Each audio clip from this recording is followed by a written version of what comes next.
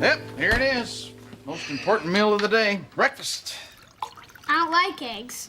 I think that's because last time I used chicken eggs and this time I'm using coyote eggs. Give me a break. Coyotes don't lay eggs. They're mammals. Jack, you're thinking about your American coyotes.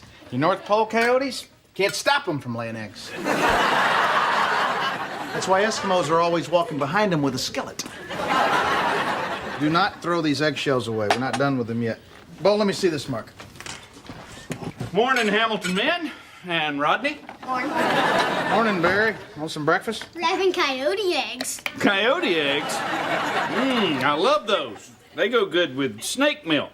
We have snake milk? Reptiles don't make milk. Genius. Yeah, that is it, Jack. When you come home from school today, I want you playing video games. No more Discovery Channel for you. Hey there. Oh, how you doing, sweetheart? Running a little bit late. Boys, let's get going. We gotta get on the road. Honey, I don't think Jack's feeling real well. He says his eyes are all itchy. Oh?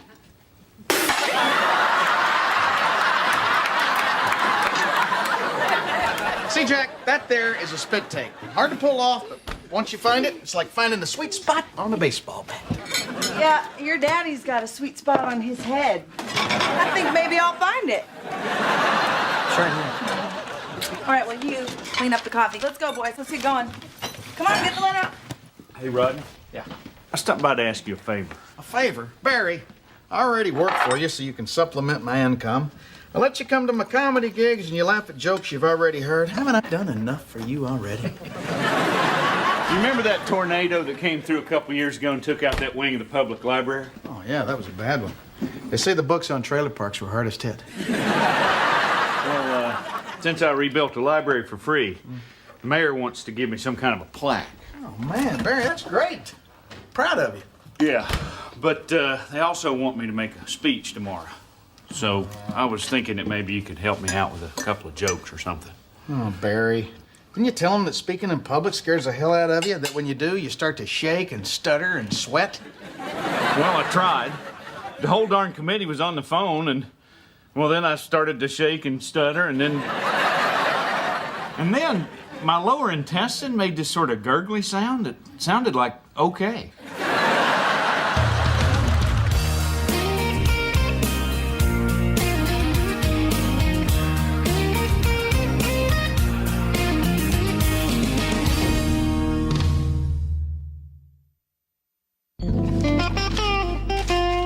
Okay, here, try this. This is funny. Mr. Mayor, members of the Tulsa Chamber of Commerce, thank you. I just want to say there's one big difference between me and a tornado. I'm not as much of a blowhard. What? It's a great icebreaker joke. I'm not sure that's any kind of a joke. Well, maybe if you did it right. Are you fluent in any other language other than dull? Hey. Oh, don't mind me. Just doing my laundry. Charlie, why can't you go to a laundromat? Because, Rodney, those are for poor people. And besides, I can't afford it. Listen, Barry is receiving a plaque from the mayor tomorrow. So if you don't mind, make yourself useful and listen to his speech. And don't be shy about laughing at this icebreaker joke. It's really pretty hilarious. All right, let her rip. Mr. Mayor, members of the Tulsa...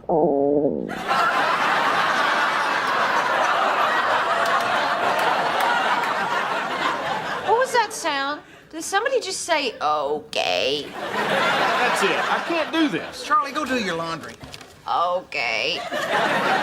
Look, Barry, this is a vocal exercise for public speaking. Just say red leather, yellow leather, red leather, yellow leather over and over again. Okay. Red leather, yellow leather. Red leather, yellow leather, red leather, yellow leather. Are you just messing with me? No, this is a proven vocal technique that it's been used by actors and news reporters and leather salesmen for years. Red leather, yellow leather. Red leather. Fine, Jack. You go hide out back, but I'm bringing your father to talk to you as soon as I get him as good and mad as I am. What's the problem? Your son got detention today. What did he do now? I think I'll let him tell you himself. Barry, I'll be right back. Red leather, yellow leather, red leather. Red leather. What is he doing? He's in the market for a beanbag chair.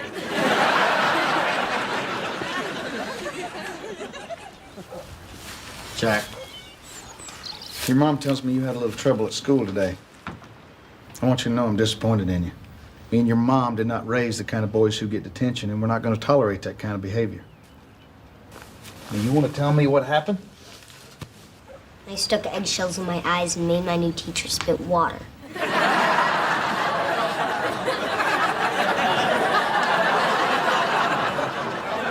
How much are you loving this moment right now?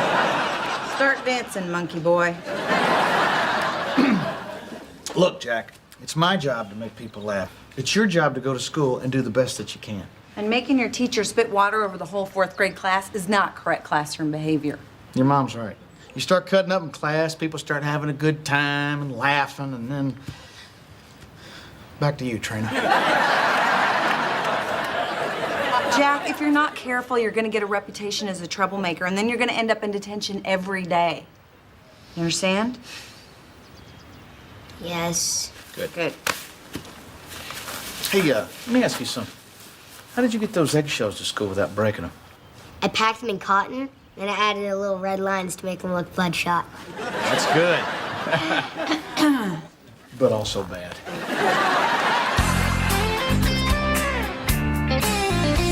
Oh, God. 3 hours till my speech. Where's a damn tornado when you need one? Barry, help me out. You know, when you lose a golf bet, you don't have a problem going to a wedding dressed like a bridesmaid. Excuse me, it was double or nothing. I was the bride. Exactly. So why are you so embarrassed to get up in front of people and make a speech? I'm fine embarrassing myself when I'm trying to. You know, Rodney, I'm gonna tell you something I never told anybody. My greatest fear in life is embarrassing myself in public when I'm trying to be serious.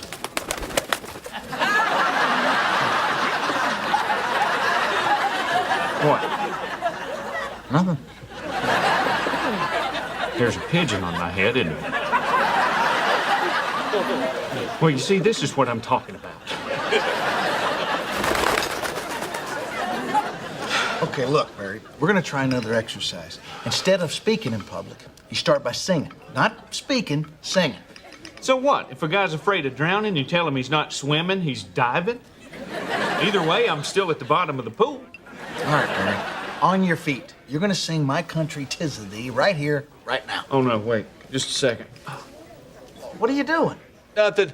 It's just a little nosebleed. No big deal. It's just my body's way of dealing with stress by trying to kill itself. Oh, come on, Barry. You've been singing since elementary school. Just do it. Oh, God. All right.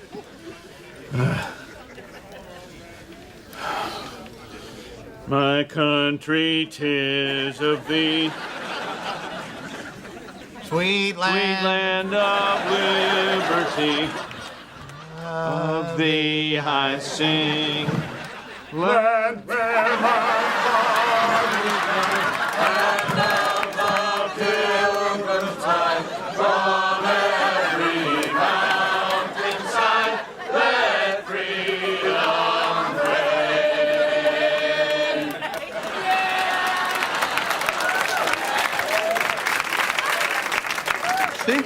See, you did it. You're fine. Well, wasn't as bad as I expected, but I still needed help, even though it was a song I knew. Barry, you're ready. You know the speech. You sang a song in public and survived, and we've been real careful not to put anything in your stomach. It's going to say something later you'll regret. Okay. Just remember, Okay. I'll be at that ceremony with you. I won't let you fail. I'm there for you, buddy. Okay. Hello? Hey, honey. Okay. I gotta go.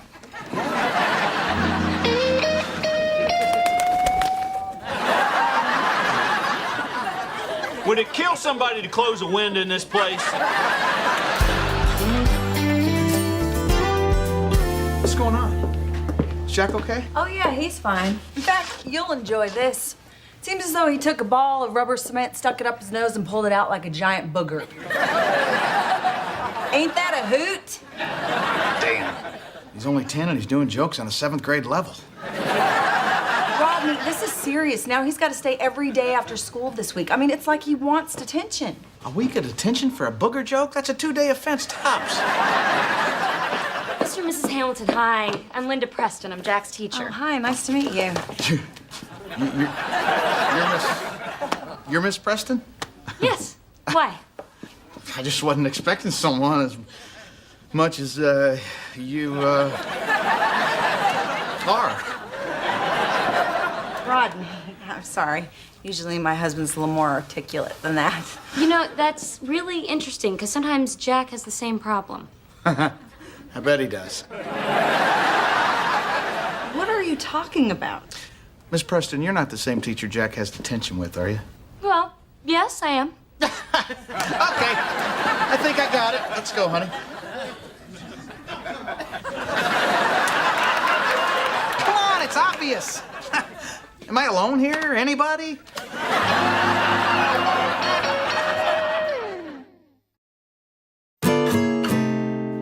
Miss Preston, I honestly think I can straighten all this out if you just give me a second to talk to Jack. Oh, I agree. You need to talk to your son. But first, I think we need to examine the possibility that Jack could have a disorder, like ADD or ADHD. It's not about that. He doesn't have a disorder. Believe me, everything's working just fine. A little too good, if you know what I mean.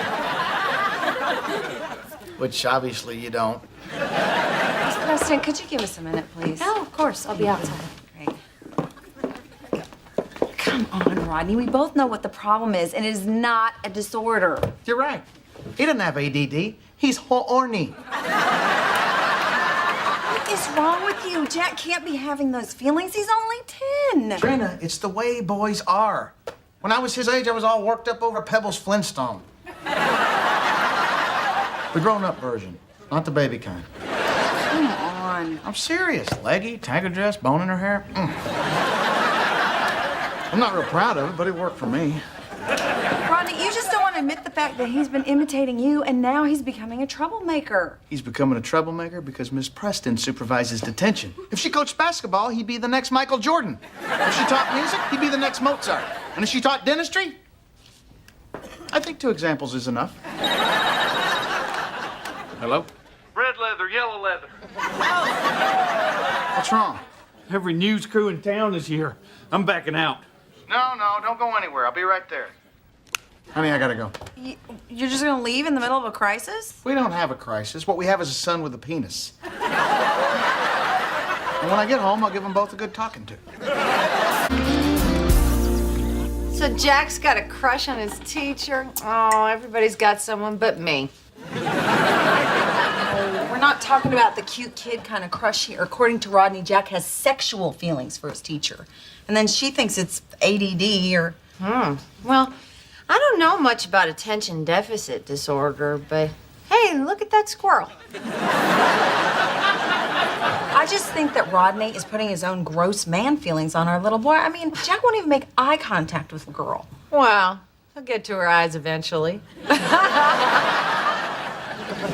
Jack, what are you doing? He doesn't want to spend time in detention with Miss Preston, and I can prove it. Yum. Hey, sweetie, how'd you like to skip school tomorrow? We can go play mini golf, we can go to the movies, anything you want, and I'll write you a note. I got school and stuff. Well, forget school. You can sit on the couch and watch TV like a zombie all day and eat any kind of junk food you want. I told you I can't. If you don't sit on that couch and watch TV like a zombie and eat junk food till you puke, you're in trouble. You can't make me. I have to go to detention. Oh, honey, are you okay? My baby's growing up. Man, why didn't I just charge the city for working on the library? I meant to send them a bill. It's all just a terrible accounting error. Boys, settle down. Hey, Bear. Congratulations on your award. Thank you. I can't remember your name. Mr. Martin, we're ready for you. Oh, God. Don't worry, buddy. I'll be on the front row. Is this at all noticeable? Moist is the new black. Hey, listen. I think that you might be right about Jack. Oh, honey, I know, but don't worry. He's not gonna all grow up at once. There's still a lot of little boy left in that kid. Yeah. Oh, my God. I think I just saw him look up that newscaster's skirt. My boy. I'm gonna go help Barry. Ladies and gentlemen, if you'll please take your seats. Sorry, sir. The front row is for the mayor's staff only. You need to sit in the back. No, I work for the mayor. I'm his chief of staff. That's the mayor's chief of staff. Could you keep it down? He doesn't know it yet. Back of the room, chief. Welcome to the newly reopened Prairie Avenue Library. God, well, let me sit up front. Brought to you by the generosity of our guest of honor. I am pleased to present this plaque of appreciation to Mr. Barry Martin.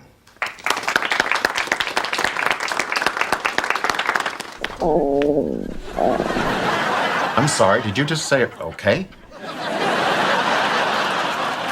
Mr. Barry Martin.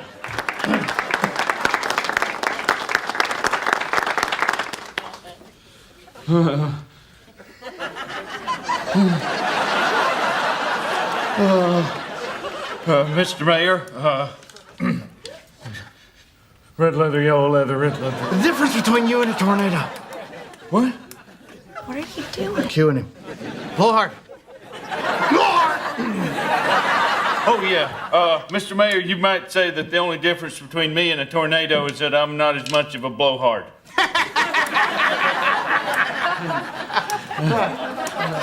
My country 'tis a Big old fool. Well, you're a big old fool, Barry.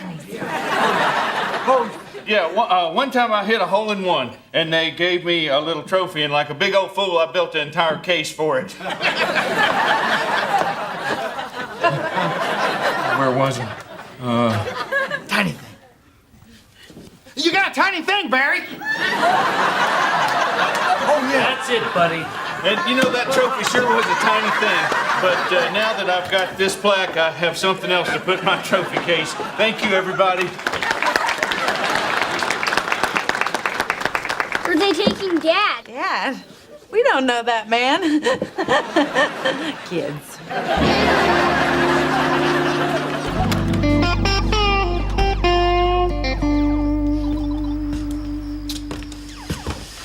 Hey, Jack. I need to talk to you. See this. Well, let's get right to it. What's going on with you and Miss Preston? Jack, we're just a couple of guys talking here. You know, man to man. I just like being around her, that's all. She's pretty, and she smells good. She just makes me feel different. Mm-hmm. I think I love her, Dad. Yeah, buddy, it sounds like you got all the symptoms. She feel the same way about you? Well, she does keep giving me detention. The other day, she said my lunchbox was really cool. Oh, man, she's got it bad, Jack. Well, I guess the next step is you're gonna have to move in with her. Huh? Yeah, that way you can carpool to school together. I thought we could just keep seeing each other in detention. No, you can't do that. Well, why not?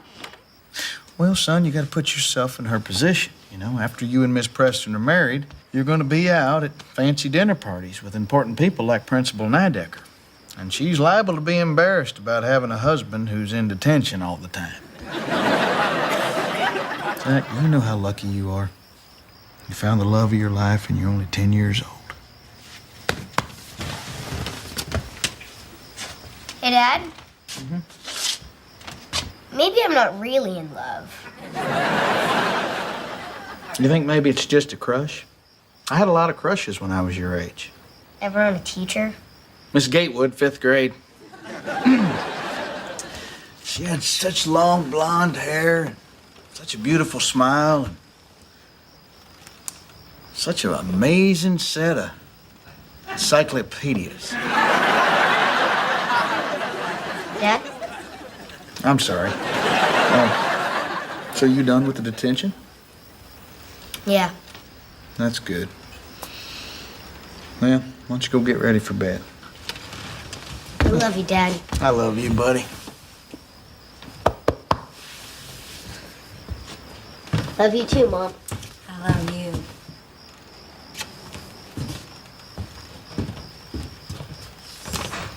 Wow, you're good.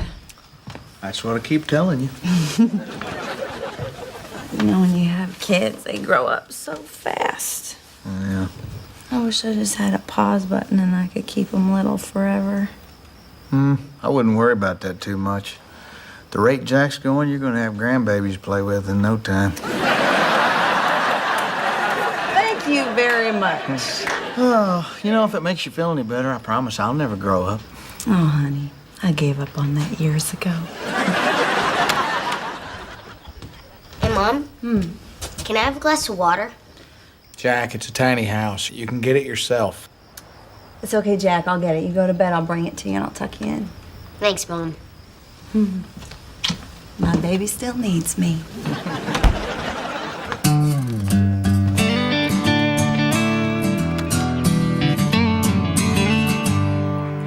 Well, thanks again for all your help, Rodney. Couldn't have done it without you. Anytime. That's an interesting word, anytime. Kind of means like whenever. Like, you know, whenever somebody needs help. Good Lord, Barry, what you do now? Last month, I sponsored a Little League team, and now they want to make me the keynote speaker at their team banquet. You have got to stop doing nice things for people. Don't I know it?